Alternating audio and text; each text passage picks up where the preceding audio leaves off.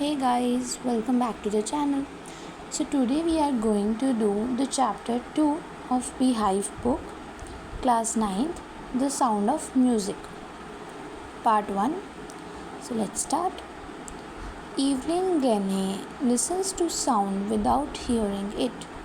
कहते कि जो एवलिन ग्लेने हैं वो साउंड को सुन पाती है विदाउट हियरिंग इट.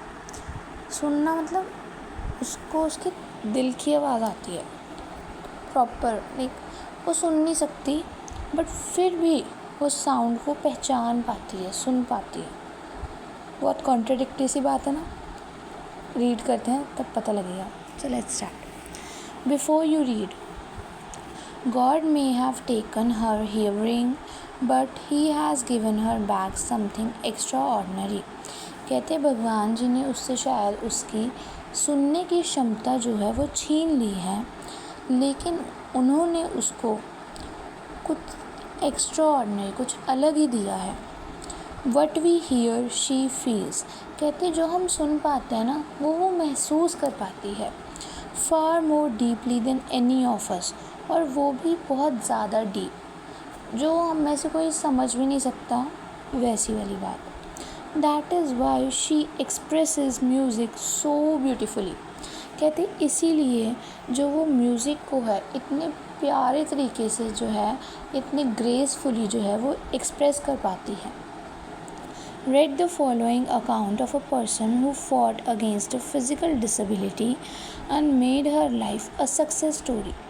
कहते हैं जो फॉलोइंग अकाउंट जो हम अभी पढ़ेंगे वो एक पर्सन के बारे में है जो है एवलिन ग्लेने, जिन्होंने अपने डिसेबिलिटी से फ़ाइट करी और उन्होंने अपनी खुद की एक सक्सेस स्टोरी लिखी.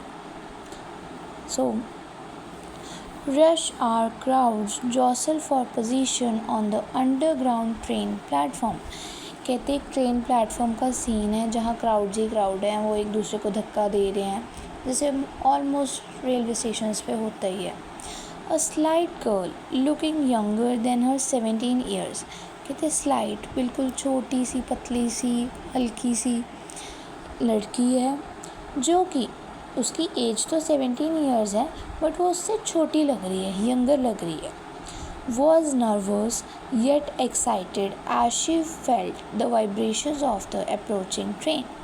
कहते वो नर्वस है, थोड़ी डरी सहमी सी है, लेकिन वो एट द सेम टाइम क्या है, एक्साइटेड भी है, खुश भी है. क्यों? क्योंकि उसको जो ट्रेन आ रही है उसकी जो वाइब्रेशंस उसको फेल्ट हो रही है, मतलब उसको महसूस हो रही है. It was her first day at the prestigious Royal Academy of Music in London, and daunting enough for any teenager fresh from a Scottish farm. कहते उसका आज पहला दिन था किसमें, रॉयल अकेडमी में, जो म्यूज़िक की अकेडमी है, कहाँ पर, लंदन में. और उसके लिए अभी देखो कोई भी टीनेजर है, कोई भी फ्रेश स्टूडेंट है, उसके लिए वो चीज़ थोड़ी सी फ्राइटनिंग तो होगी ना. तो सेम चीज़ है. But this aspiring musician faced a bigger challenge than most. She was profoundly deaf. कहते कि वो बनना तो म्यूजिशियन चाहती थी, बट अगर आप किसी को भी कहोगे, मान लो कि हाँ मैं म्यूजिशियन बनना चाहता हूँ, बट अगर आपको नहीं सुनाई देता, आप डीफ हो, तो सामने वाले को तो आपकी बात नहीं समझ आएगी ना कि आप कैसे एक सिंगर बन पाओगे अगर आपको सुनाई ही नहीं देता. तो ये बात तो सोचने वाली है. तो यही उसके लिए सबसे बड़ा चैलेंज था. Evelyn Glennie's loss of hearing had been gradual. Her mother remembers noticing something was wrong when the 8-year-old Evelyn was waiting to play the piano. कहते कि जो उसकी हियरिंग का लॉस था ना वो एकदम से नहीं हुआ, वो ग्रेजुअली हुआ, मतलब धीरे धीरे हुआ. फिर कहते हैं कि उसकी मदर को याद है कि जब वो समथिंग 8 ईयर की थी तब वो पियानो प्ले करने के लिए उसका वेट कर रहे थे. They called her name and she didn't move. कहते कि उसकी मदर कहती कि हमने उसको आवाज़ दी बट उसको सुनाई नहीं दिया, वो वहाँ से हिली ही नहीं. I suddenly realized she hadn't heard. कहते उसकी मदर कहती कि मुझे रियलाइज़ हुआ कि उसको मेरी बात सुनाई नहीं दे रही. Says Isabel Glenn. Isabel Glenn जो है वो एवलिन ग्लेने के मदर हैं. For quite a while, Evelyn managed to conceal her growing deafness from friends and teachers, but by the time she was 11, her marks had deteriorated, and her headmistress urged her parents to take her to a specialist. कहते कि उसने थोड़ा थोड़ा manage किया अपनी जो deafness है कि उसको सुनाई नहीं देता, उसने थोड़ा थोड़ा उस चीज़ को मैनेज करने की कोशिश की फ्रेंड्स के साथ, टीचर्स के साथ. बट जब वो 11 इयर्स की हो गई तो उसके जो स्कूल में मार्क्स वगैरह हैं वो बहुत बेकार होने लग गए, मतलब बहुत कम आने लग गए. और उसकी जो हेड मिस्ट्रेस थी स्कूल में, उन्होंने उनके पेरेंट्स को कहा कि आप इनको कोई स्पेशलिस्ट को दिखाइए. It was then discovered that her hearing was severely impaired as a result of gradual nerve damage. कहते बट अब इस बात को तो 3 साल हो चुके थे, बिकॉज़ वो 8 इयर्स की बात थी जब उनको पता लगा कि उन्होंने आवाज़ दी एवलिन को और वो हिली नहीं है, उसको सुनाई नहीं दिया. बट अब वो 11 इयर्स की हो गई थी जब उसकी हेड मिस्ट्रेस ने उनको रिकमेंड किया कि आप इसको कोई स्पेशलिस्ट के पास दिखाइए. तो तब उन्हें पता चला कि जो इसकी हियरिंग है, मतलब इसकी जो सुनने की क्षमता है वो पूरी ख़त्म हो चुकी है. अब क्यों? क्योंकि उसका क्या था, नर्व डैमेज हो चुकी थी. They were advised that she should be fitted with hearing aids and sent to a school for the deaf. कहते उनके पेरेंट्स को ये एडवाइस दी गई कि आप इनके हियरिंग एड्स जो सुनने कान से सुनने वाली मशीन होती है, हम वो वगैरह लगा देते हैं इनके, और इनको डीफ के स्कूल में डाल देते हैं, मतलब जहाँ पर वो बच्चे होते हैं जिनको सुनाई नहीं देता. Everything suddenly look black says Evelyn.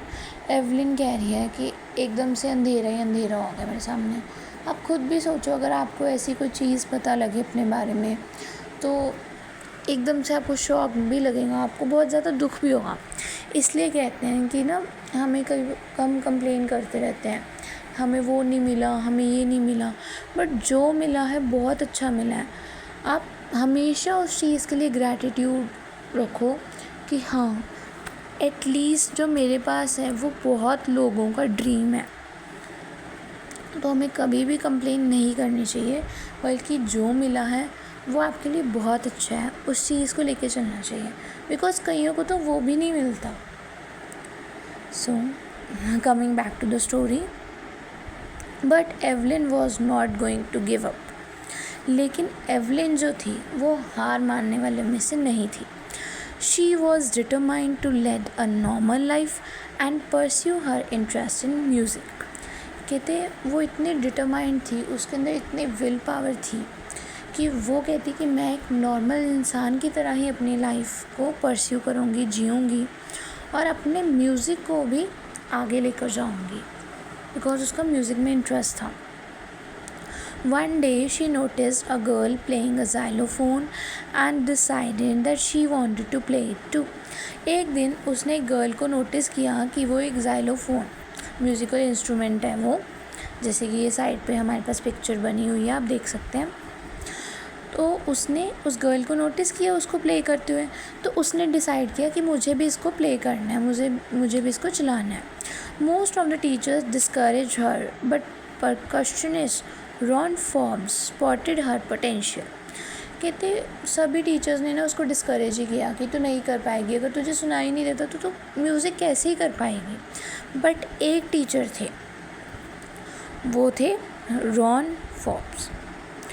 Sorry teacher नहीं, वो एक परकशनिस्ट थे. तो परकशनिस्ट क्या होता है? A person who plays drum, tabla. मतलब टीचर ही हुए एक टाइप की म्यूज़िक टीचर. ओके, उनका नाम था रॉन फॉर्ब्स. तो उन्होंने देखा कि इस बच्चे में जो है वो पोटेंशियल है, एक विलिंगनेस है. मतलब पोटेंशियल मीन्स कि हमारे पास एक कैपेबिलिटी है, एक क्वालिटी है कि हम उस चीज़ को आगे लेकर जा सकते हैं.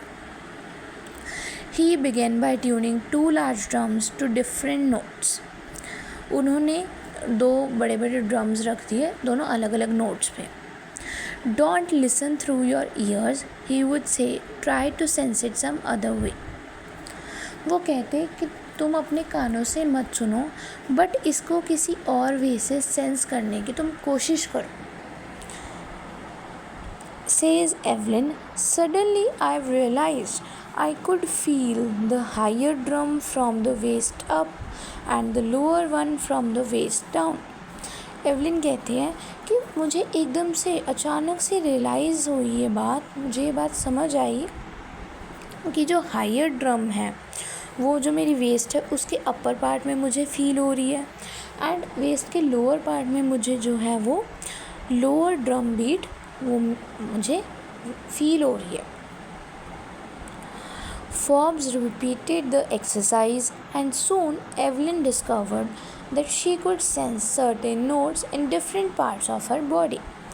अभी जो फॉर्ब्स जो उनके टीचर हैं उन्होंने वही सारे सेम नोट्स दोबारा रिपीट किए, और एवलिन ने ये बात जान ली कि वो अपनी बॉडी के पार्ट्स में म्यूज़िक को सेंस कर पा रही है, फील कर पा रही है।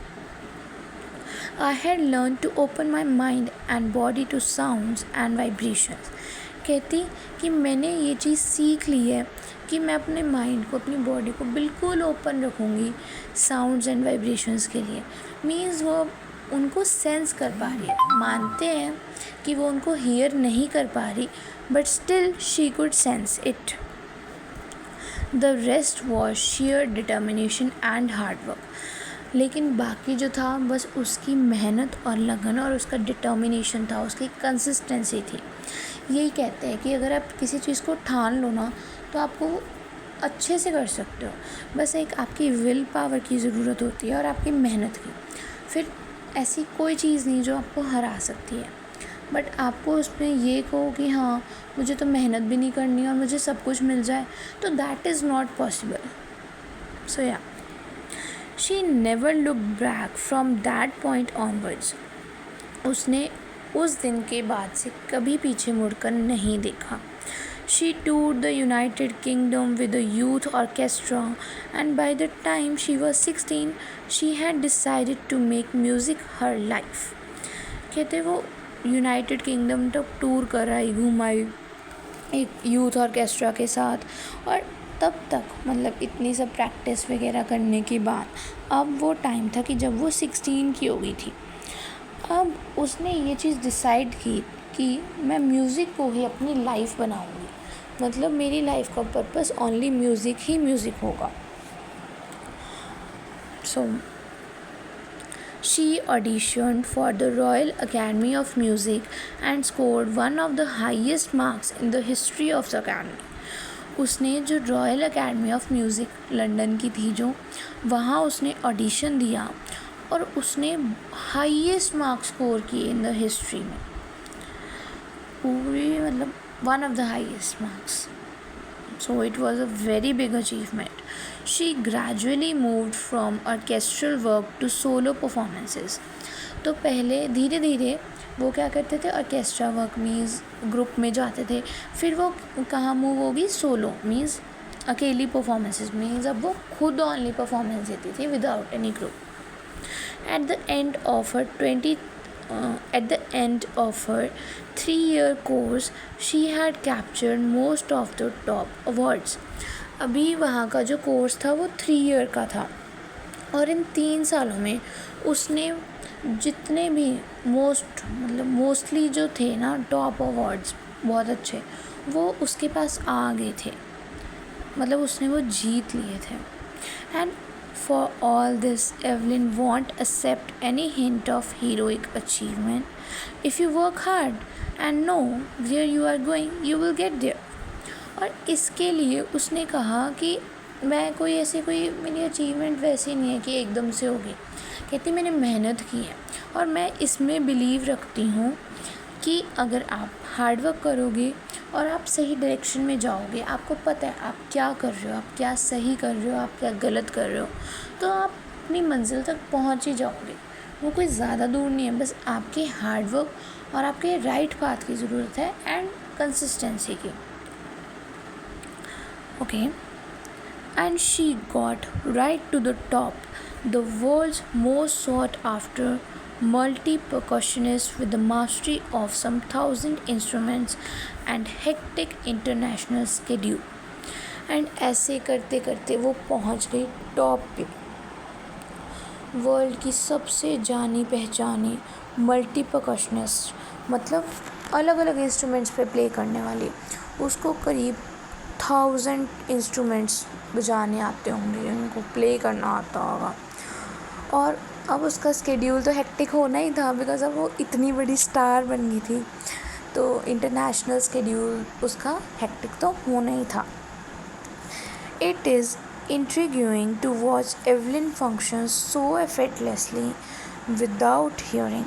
कहते एवलिन के जो फंक्शंस थे, मीन्स उसकी म्यूज़िक को सुनना इतना बड़ा क्यूरियस सा लगता था, बहुत मतलब अजीब इन द सेंस कि हमें बहुत फैसिनेशन होती थी कि ये कैसे हो सकता है कि जो इंसान सुन नहीं सकता फिर भी वो म्यूज़िक इतना अच्छे से ग्रेसफुली इतना एक्सप्रेस कर पा रहा है।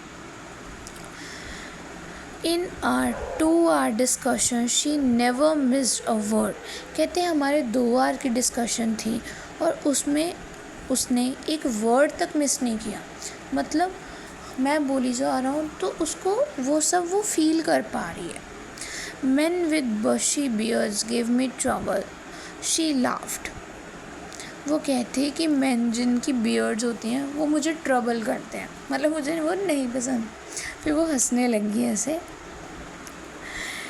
It is not just watching the lips, it's the whole face, especially the eyes।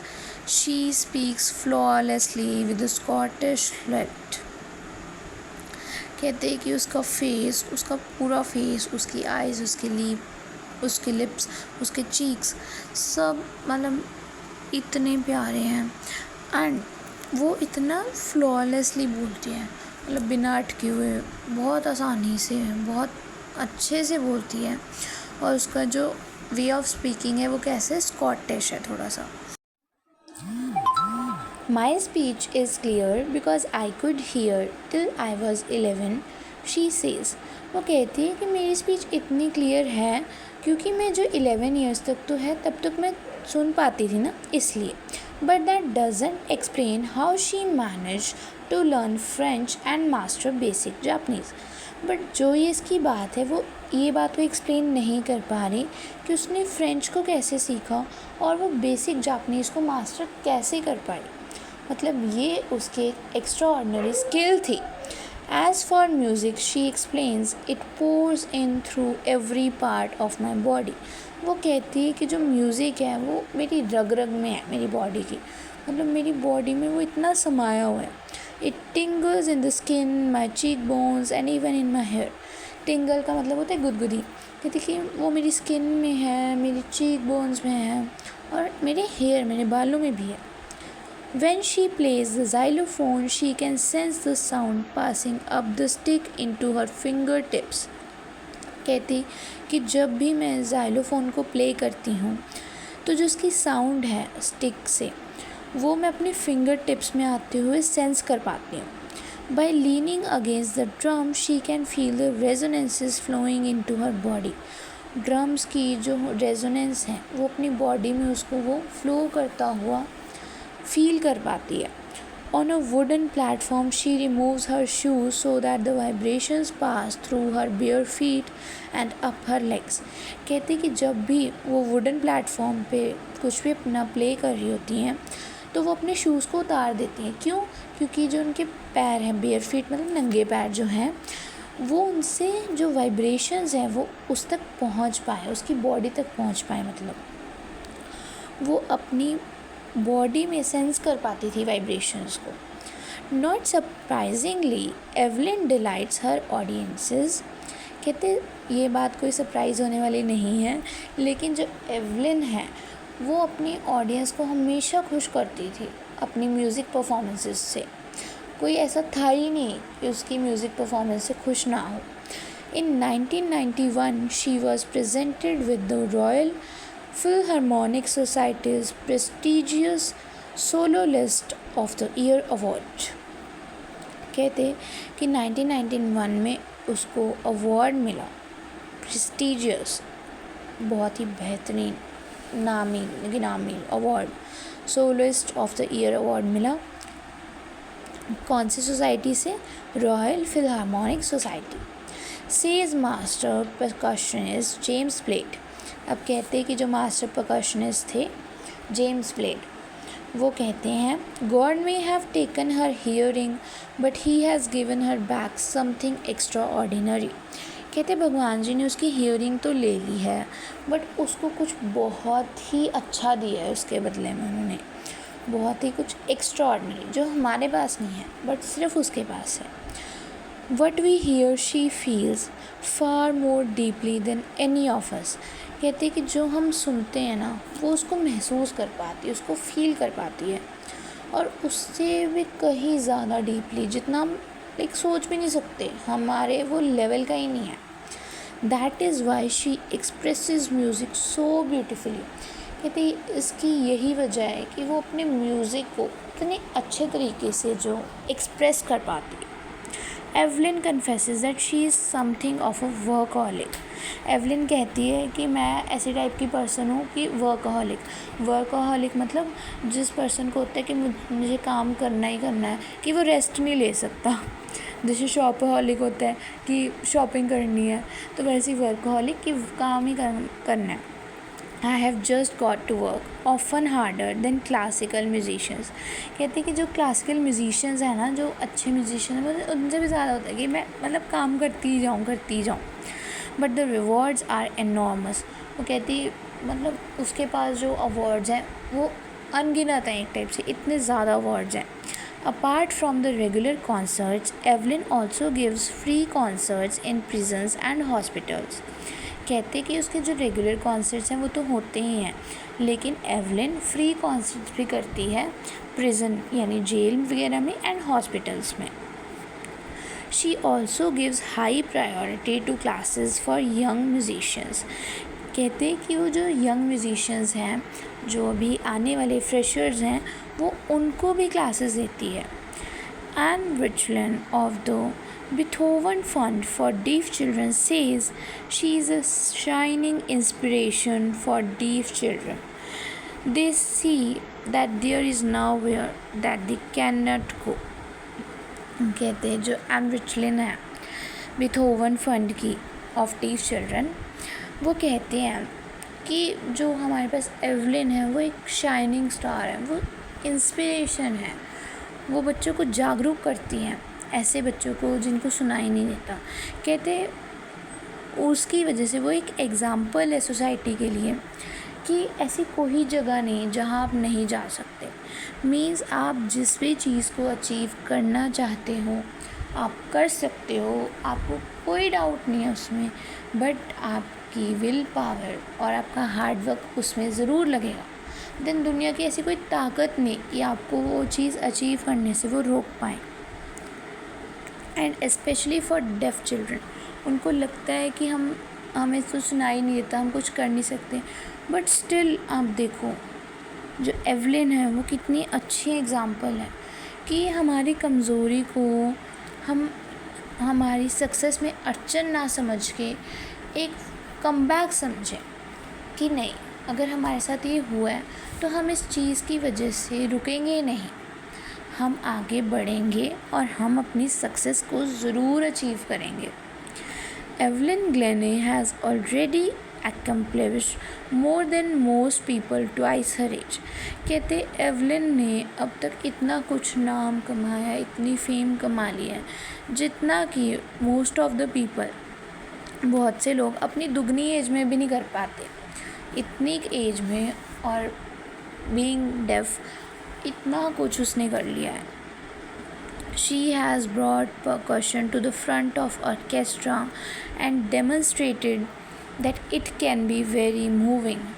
उसने एक एग्ज़ाम्पल सेट कर दिया वर्ल्ड के लिए एक म्यूज़िक को लेकर, क्या वो ऑर्केस्ट्रा हो, क्या वो सोलो परफॉर्मेंसेस हो।